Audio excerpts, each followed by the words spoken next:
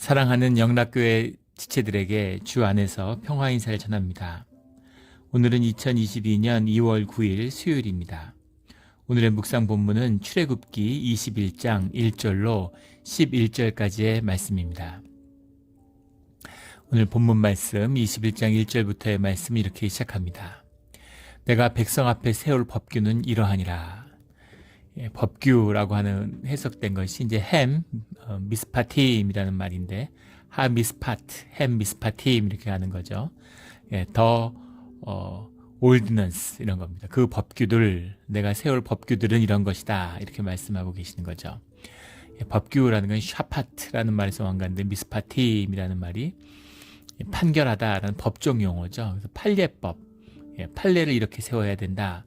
법이 적용되는 실제 규정은 이런 것이다. 이렇게 아주 구체적인 말씀을 하고 계세요. 우리가 오늘 본문 21장 시작하면서 22장 계속되는 이제 법률에 대한 이야기가 나옵니다. 그런데 우리가 이걸 보면서 두 가지 점을 생각해 볼 수 있는데, 하나 중요한 것은 주님은 마이크로 매니지먼트를 하실까 안 하실까 하는 겁니다. 우리에게 자유하고 또 다스리는 권세를 주시고 위임하여 주시고 또 땅을 차지하고 다스리라고 말씀하시죠. 그런데 주님이 그런 구체적인 말씀을 하실까? 아니면 큰 뜻에서만 통치하는 것일까? 또 이렇게 생각해 볼 수 있겠죠. 하나님은 계시는데 세상을 창조하셨지만 섭리로서 역사하시는 것이지 구체적인 것에는 개입하지 않으셔. 이렇게 얘기하는 사람도 있고, 무슨 소리야?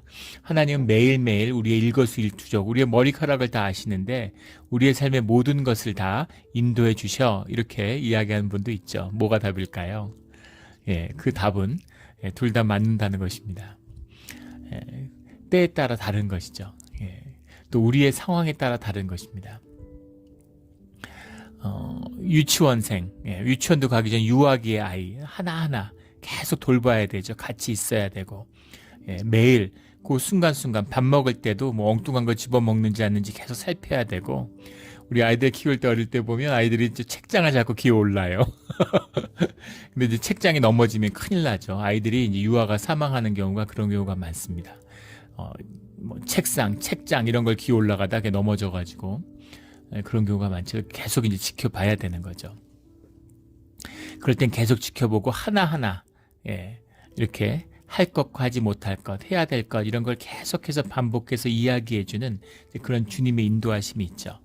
지금 400년 동안 노예 생활하던 히브리 사람들을 이끌어내셨어요. 그래서 그들을 위한 그들의 삶을 규례를 하나하나 작은 것부터 다 주시는 거죠.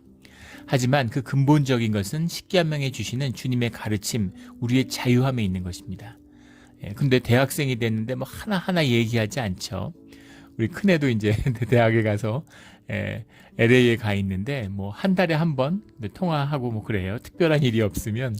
저도 전화하는 걸 별로 좋아하지 않아서 별로 통화 안 하는데, 그래서 아이하고도 이제 뭐 특별한 일이 없으면, 물론 또 통화를 할 때는 뭐 1시간, 2시간씩 일이 있으면 이야기도 하고 뭐 이렇게 같이 뭐 영화 본 얘기, 책 본 이야기도 하고 그렇습니다. 근데 뭐 시시콜콜한 얘기 알아서 하겠죠. 그런 거죠. 이제는 뭐 믿고 다 커서 어른이니까. 그래서 그것은 우리의 신앙의 단계마다 또 그 상황에 따라서 다른 것이다 라는 겁니다. 그리고 우리가 구할 때는 주님이 또 주시죠. 우리가 하나하나 작은 것에 대한 지혜를 구하실 때는 주님이 그것을 알려주세요. 하지만 또 우리가 구하지 않는데 주님이 우리에게 강요하시지도 않는다는 겁니다. 그런 두 가지 뜻이 있어요. 또 하나 우리가 중요하게 우리 본문 가운데, 율법에 관한 본문 가운데 알아야 할 것은 말씀이 무엇이냐에 대한 근본적인 질문입니다. 이 말씀이라는 것을 다른 그릇된 종교화된 절대화시켜서 종교화시켜서 이것을 잘못하게 오용하는 법이 있습니다. 오늘 말씀을 앞두고 이렇게 정확하게 이야기하는 이유는 그 대표적인 본문이 오늘의 말씀이기 때문이에요. 미국에 노예제가 있었죠. 19세기까지도 노예제가 있었습니다. 믿어지지 않는. 그래서 흑인들을 사고 팔았어요. 그때 그 노예제를 옹호하는 말씀으로 이 신명기나 레위기 또 이 출애굽기의 말씀들이 많이 인용되고, 그것을 정당화하는 것으로, 옹호하는 것으로 그렇게 악용되었습니다. 말씀이라고 하는 것은 말씀 자체가 하나님의 말씀이지만 하나님이 아니죠. 그렇게 이야기하는 또 그런 거짓된 종교들도 많아요. 그런 교단들도 있습니다. 성경을 절대화하는 것이죠. 성경이 그 자체로 하나님의 말씀 그 자체면 그럼 하나님의 말씀이니까 그러면 삼위의 하나님이 아니라 사위의 하나님이 되는 것이죠. 이단입니다. 그렇게 얘기하면 안 돼요. 성경의 말씀이라는 것은 말씀을 듣는 회중과 연결되어 있죠. 교회에 주시는 말씀입니다. 그래서 그 말씀을 듣는 회중과 또 주님이 그 회중이라고 하는 것이 지금 여기만 있었던 게 아니잖아요. 쭉 함께 오시는 주님의 뜻을 세상을 통해 드러내시는 그런 하나님의 교회의 역사와 또 함께하고 계시죠. 그리고 물론 말씀으로 함께하고 계십니다. 그것들이 하나가 되어서 주님의 뜻을 구하는 것이에요. 오늘날 우리가 말씀을 구하는 거죠. 근데 말씀을 절대화해서 이단들이 하는 짓이잖아요. 어떤 특정 구절, 특정 이거 하나 이런 것들을 자기 편의대로 가져다 쓰는 것이죠. 근데 말씀은 그렇지 않아요. 늘 보면 오늘 말씀도 그렇죠. 자유함과 규례라고 하는 것이 맞닿아 있습니다. 인권과 재산권이 맞닿아 있어요. 그런 여러 가지 그 상황 가운데서 주님이 주시는 말씀입니다. 그 말씀의 뜻이라고 하는 것의 뜻, 주님이 인도하시는 구하시는 그 뜻을 구하는 것이 믿는 자들의 기도고 주님이 말씀은 다 주어졌으니까 이제 주님의 뜻은 계시는 더 이상 없어 뭐 이렇게 이야기하는 분들도 있습니다. 말도 안 되는 소리죠. 주님의 계시가 없으면 말씀이 그 뜻하는 바를 우리가 어떻게 깨달아 알 수 있겠어요. 성령님의 깨우치심이 아니면 우리가 말씀의 참된 뜻을 어떻게 알 수 있겠습니까? 예전에 우리 청개구리 이야기 이런 거 다 들어서 알고 계시죠? 우리 어린 시절에 청개구리가 왜 그렇게 우는지 비가 오면 어렸을 때 그 얘기를 듣고 얼마나 비통하든지 어린 시절에 듣고서 충격을 받아서 굉장히 눈물을 흘렸던 기억이 납니다.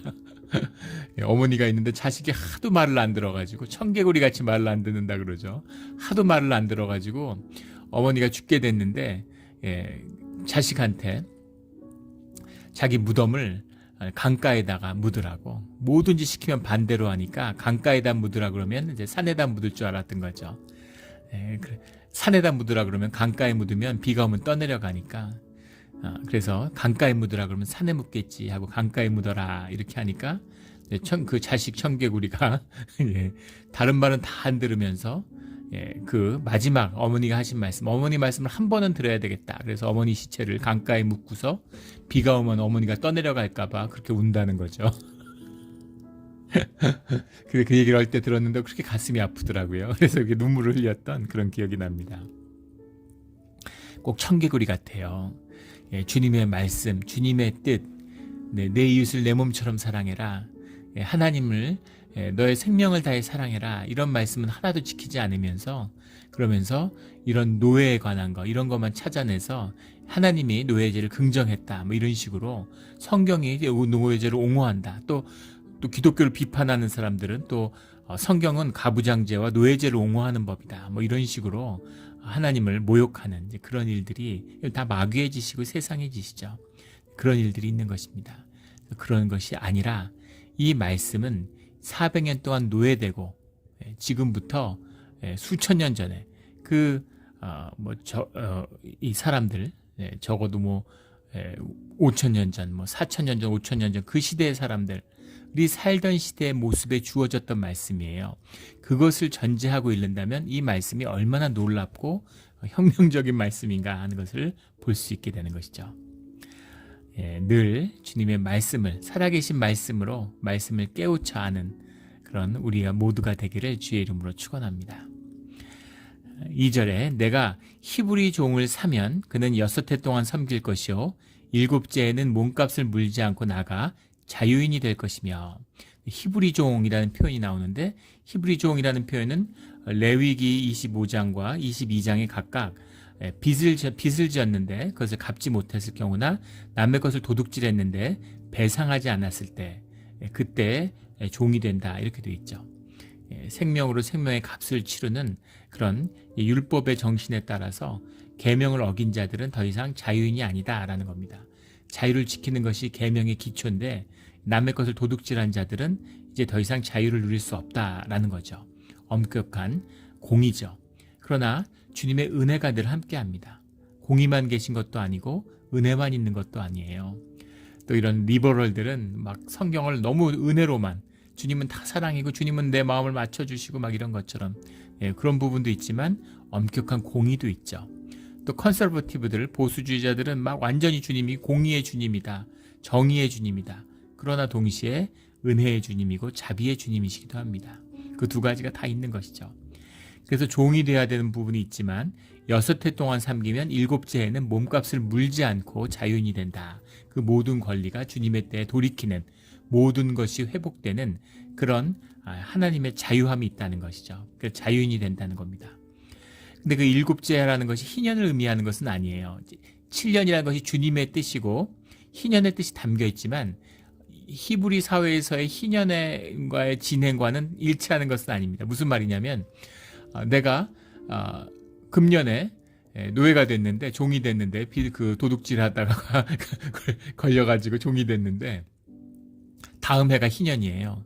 그럼 다음 해 바로 자유인이 되는 겁니다. 그런 거죠.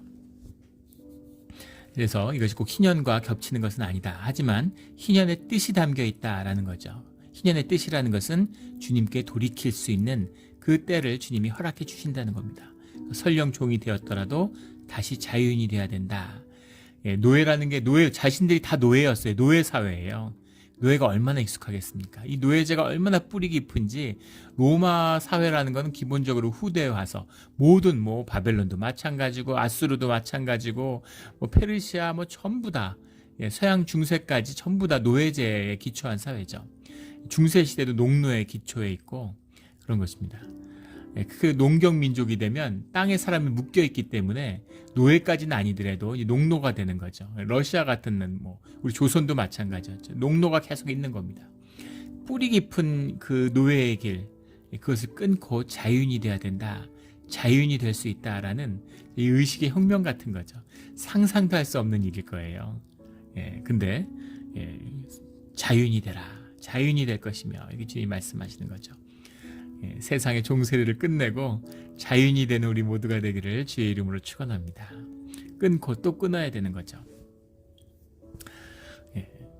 요새 양이 집사, 고양이 집사, 개 집사 이런 말 있죠. 고양이와 개를 키우는데 고양이 개를 이제 받들고 맨날 음식 주고 산책시키고 고양이 개한테 묶여서 쩔쩔 매는 거예요.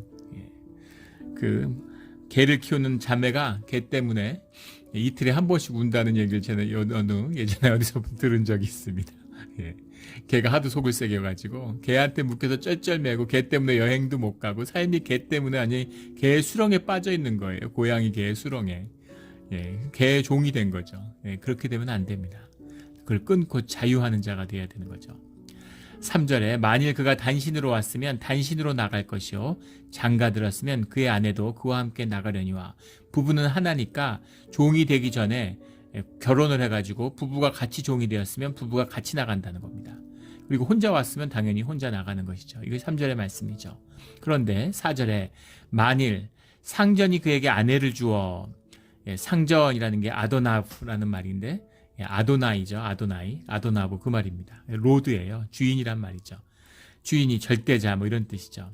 그에게 아내를 주어서 그의 아내가 아들이나 딸을 낳았으면 그의 아내와 그의 자식들은 상전에게 속할 것이요 그는 단신으로 나갈 것이로되 혼자 단신으로 들어왔는데 종이었던 여자랑 결혼을 하면 그 종에 대한 소유는 주인에게 있으니까 그때는 나갈 때 부인을 데리고 나가지 못한다. 회복하는 거니까 돌이키는 거니까 처음에 단신으로 왔던 자는 들어와서 결혼을 했어도 단신으로 나가고 결혼해서 같이 들어왔으면 같이 나가고 이렇다는 얘기입니다.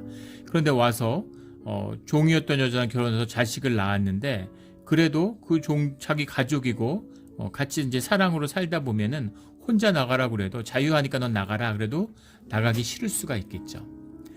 실제 남북전쟁이 끝나고 노예가 해방이 되었는데 그런데 남부 지역에 있었던 대부분의 많은 노예들이 계속 노예 생활을 했다는 역사적인 기록이 있습니다. 그게 좌비고 그게 생활의 터전이니까 법적인 권리가 회복됐지만 달리 그 땅을 거기서 계속 100년, 200년을 살았는데 조상 대대로 살았는데 어딜 가겠어요. 그리고 하던 일이 그 일이고 농사일이고 이러니까 그 일들을 계속 하는 거죠. 법적 지위가 바뀌었지만 그 일을 하는 사람들이 많았다는 거죠.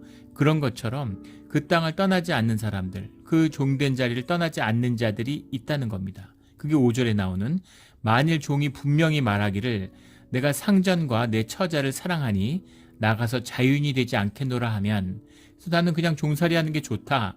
그것이 나의 자유의지다. 이런 사람이 있다는 거죠. 그런 경우에는 6절에 상전이 그를 데리고 재판장으로 갈 것이요 또 그를 문이나 문설주 앞으로 데리고 가서 그것에다가 손곳으로 그의 귀를 뚫을 것이라.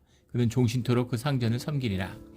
논란이 많은 말씀인데 재판장이라고 하는 말이 이제 주님이란 얘기죠. 하나님한테 간다라는 의미입니다. 그런데 그 재판장으로 간다는 게 무슨 말이냐면 그 권리, 이걸 그렇게 하지 않으면 사람들이 전부 다 자유의사라고 겁주고 협박하고 뭔가 얽어매가지고 계속 종으로 묶어두지 않겠어요? 왜 너는 하나님의 법을 어기고 7년째가 됐는데 종을 자유인으로 속량해주지 않느냐? 그럼 본인이 원해서 있는 거다. 이렇게 얘기하겠죠. 그렇게 되지 않도록 진짜 본인이 원하는 것인지 아닌지를 분명히 주님 앞에 밝힌다라는 의미가 들어있습니다. 그래서 만약에 주인이 주님을 속인다? 그러면 이제 거기에 걸맞는 심판을 받게 되는 것이죠. 그런데 만약에 진짜 본인의 완전한 자유의지구나 라는 것을 재판 앞에서 확인이 되면 그러면 그때 귀에다가 송곳을 뚫어서 그 사람은 종신토록 노예가 된다는 얘기입니다. 자유의 의지를 스스로 포기하고 종을 선택한 자는 종으로 살게 된다. 귀를 뚫어요.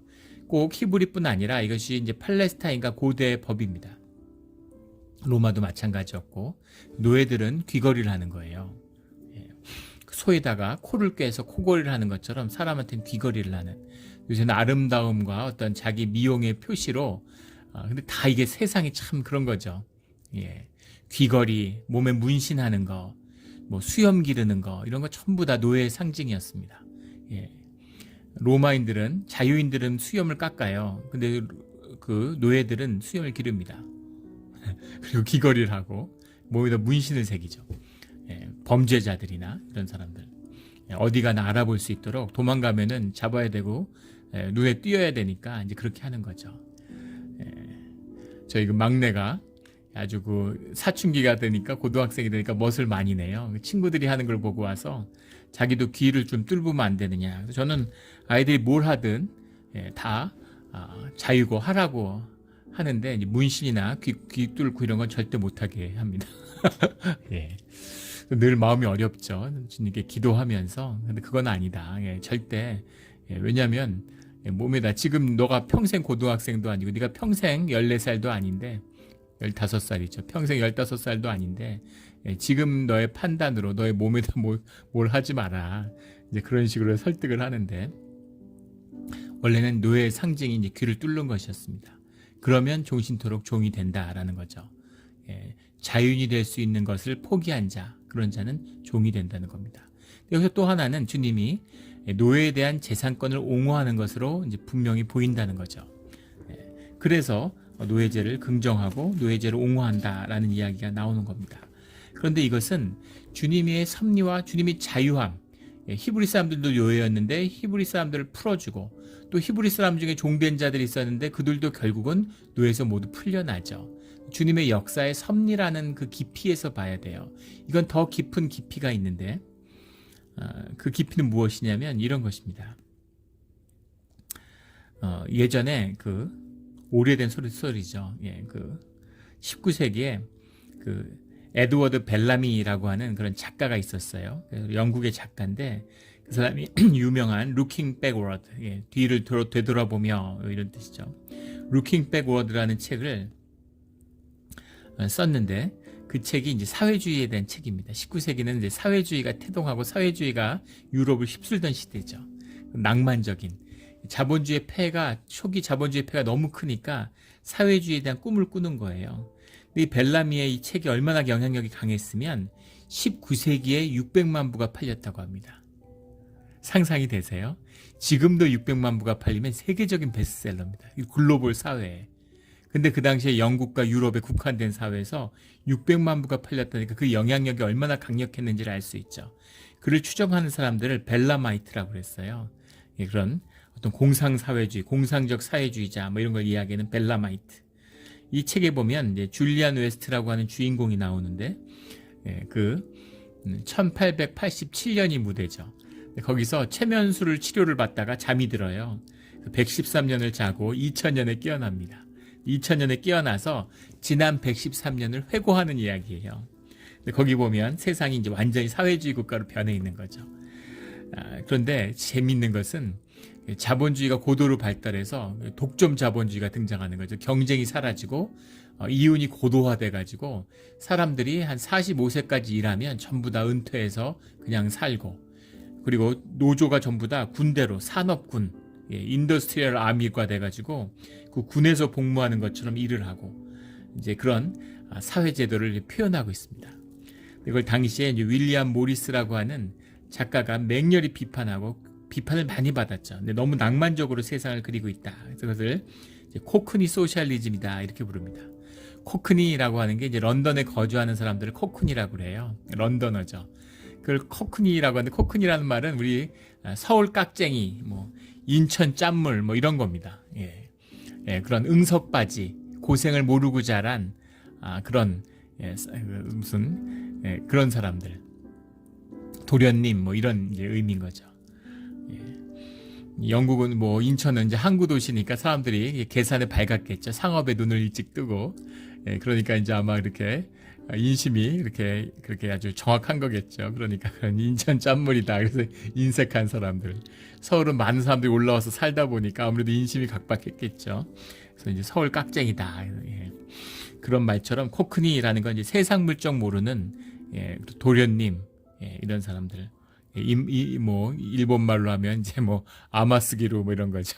아주 그냥 말랑말랑한 이런 사람들인 거죠. 이런 소셜리즘이 어디냐? 이런 식으로 소셜리즘이 어떻게 되냐? 혁명이 있고 피를 흘리는 것이 혁명으로 쟁취하는 소셜리즘이지.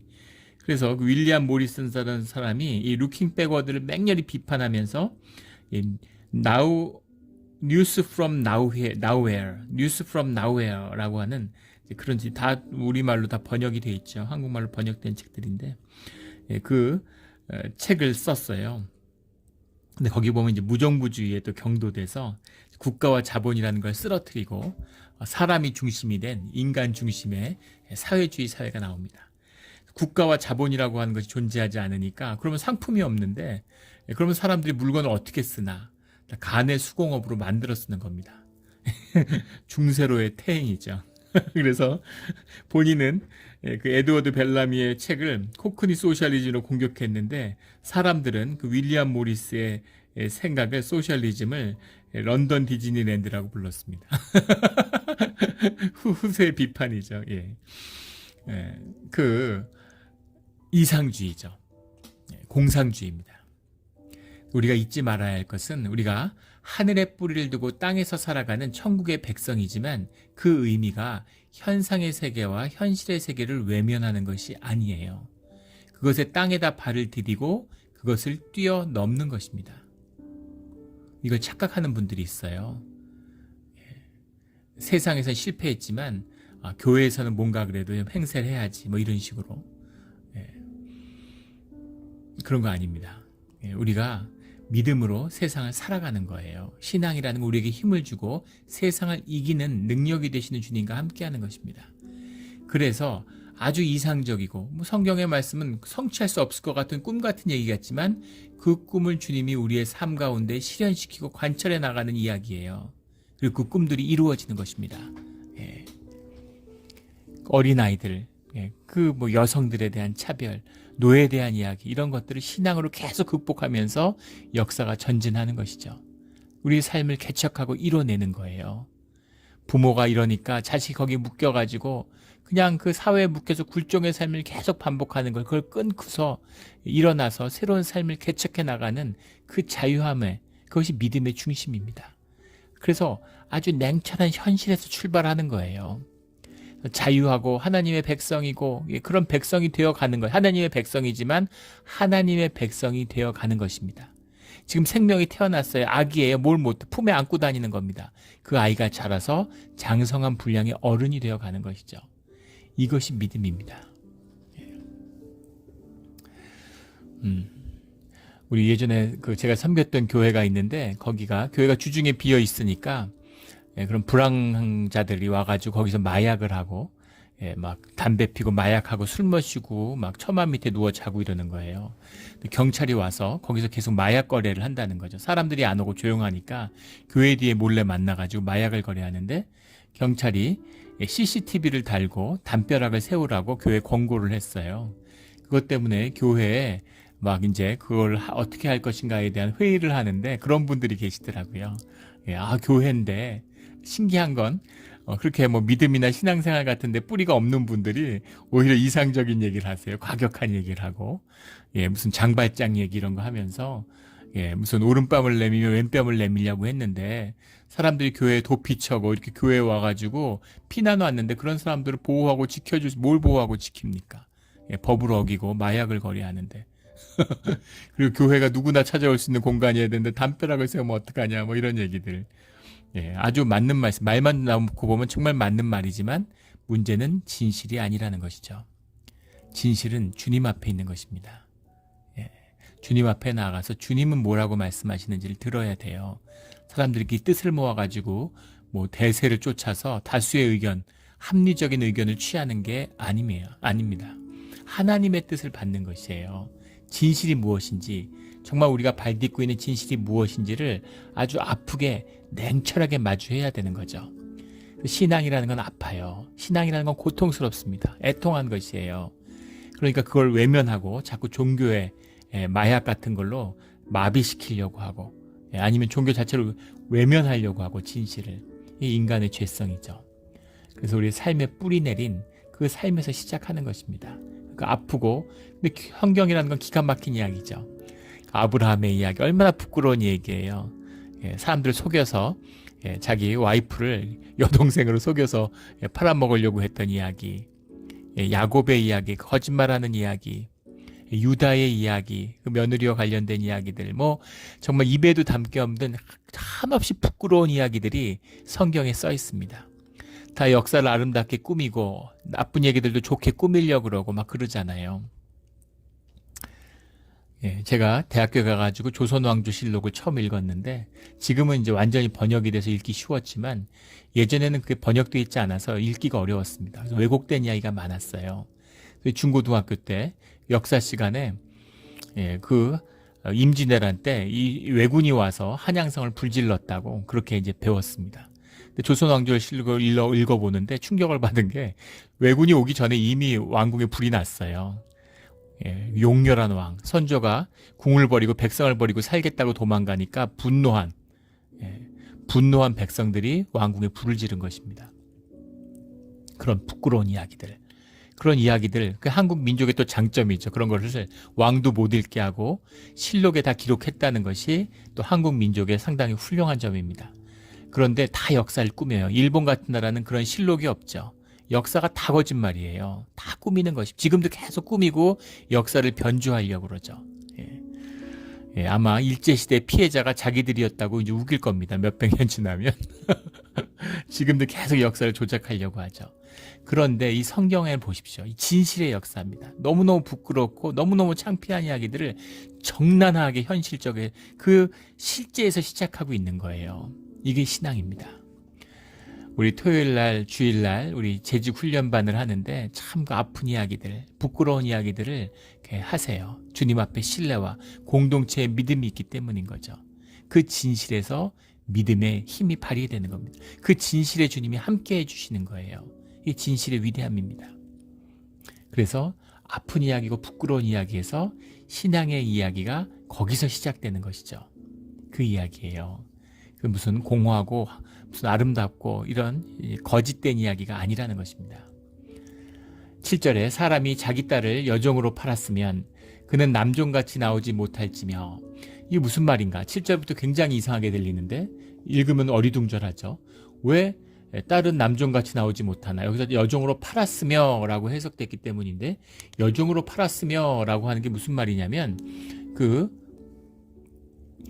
이제 시집을 갔다는 얘기입니다. 근데 결혼을 한 게 아니라 첩으로 갔다는 얘기예요. 그런 의미입니다. 그래서 그 딸을 이제 첩으로 들인 것이죠. 그러면 서로가 이제 부부와 같이 되었으니까, 부부가 되었으니까 종의 경우, 남종이 간 경우와는 다르다는 거죠.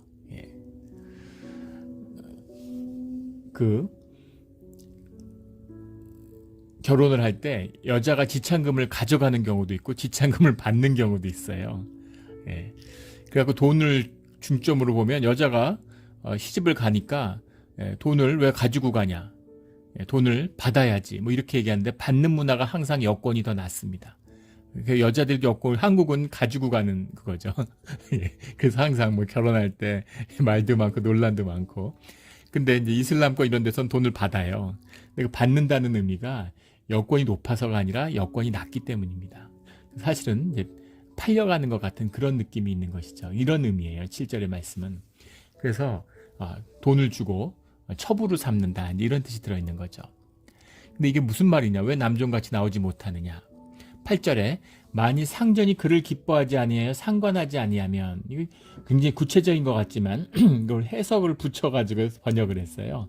원문은 임라흐, 림라흐, 베이네이라는 말입니다. 베에이네이, 임라흐라는 말이 이미 이제 만약, if bad 이런 거죠. if bad, 베에이네이라는 게 in the eyes 이런 겁니다.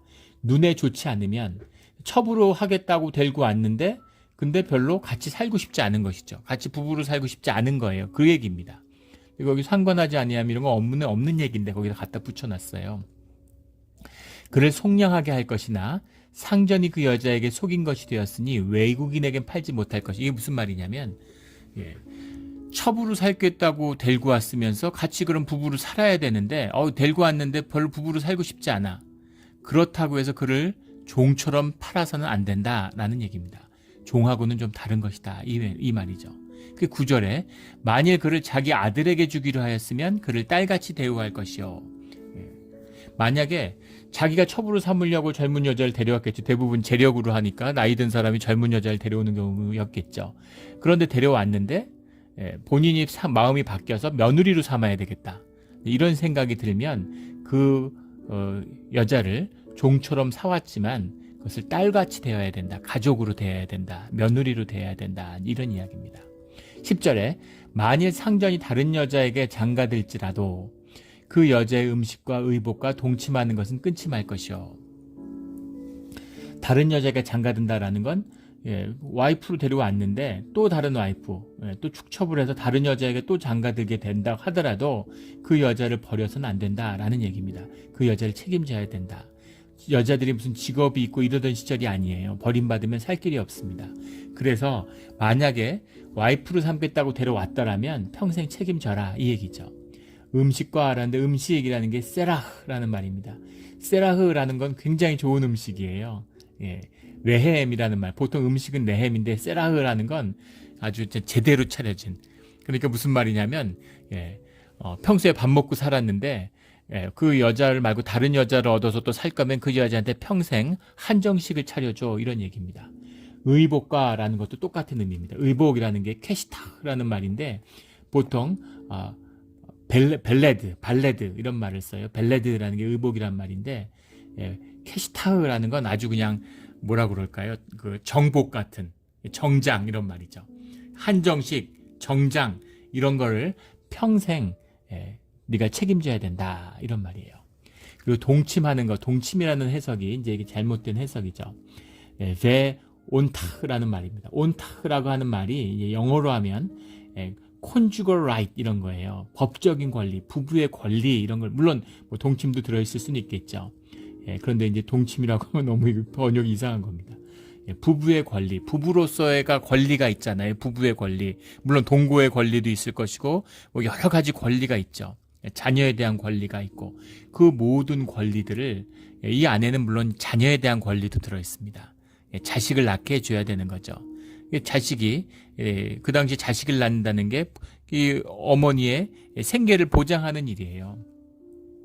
그러니까 그 자식을 낳아서 자식을 키우는 것까지 해줘야 된다는 거죠. 그리고 그 아이가 다 클 때까지 그 아이를 돕는 것과 먹는 것과 의복을 아주 잘 해줘야 된다. 평생 네가 책임져 데려왔으면, 이 얘기입니다.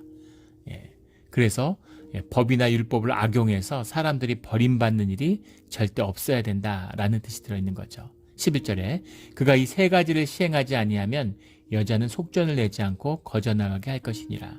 이걸 책임지든가 아니면 자유인이다. 그러면 네가 냈던 그 지참금이나 돈은 다 아무것도 아니다. 이런 의미죠. 이것이 주님이 우리 오늘 종에 관한 법으로 주신 말씀입니다. 오늘날 종이 없다고 하지만 우리가 온갖 것에 종살이를 하죠. 아까 양집사 뭐 이런 얘기했지만 고양이 집사, 개 집사에서부터 자식에게 종노릇 하는 부모들도 많아요. 직장에 종노릇 하는 사람들이 많습니다. 내 몸엔 코카콜라가 흘러. 옛날에 코카콜라 회사의 CEO가 한 말이죠. 회사의 종이 되었어요. 영혼을 팔았습니다. 회사에선 잘 되는지 모르지만 그것은 주님이 원하는 삶이 아니죠. 자유한 삶입니다. 종살이를 어떻게 지혜롭고 은혜롭게 하느냐의 이야기가 아니라 그것을 끊는 이야기예요. 거기서 시작해서 끊어가는 이야기입니다. 주님의 은혜 가운데 주님의 살아계신 뜻과 말씀을 받아서 말씀의 힘으로 삶을 개척해 나가는 오늘 하루 우리 삶의 진실이 되기를 주의 이름으로 축원합니다. 아멘. 기도드리겠습니다. 하나님 아버지 감사합니다. 주님 귀한 말씀 주시니 감사합니다. 우리가 자꾸 말씀과 은혜를 느끼면서도 공허한 공상의 세계로 도망가려는 우리의 유혹이 있습니다. 너무 진실이 아파서 현실을 외면하려는 우리의 마음이 있습니다. 아프고 비통하지만 현실을 있는 그대로 마주하고 거기서 한 발자국, 거기서 반 발자국을 출발하는 그런 주님의 말씀, 은혜, 살아있는 신앙의 길이 되게 하여 주시옵소서. 오늘 하루도 주님의 뜻을 이루어가는 복된 하루가 되는 줄 믿습니다. 감사드리며 예수 그리스도의 이름으로 기도드렸습니다. 아멘.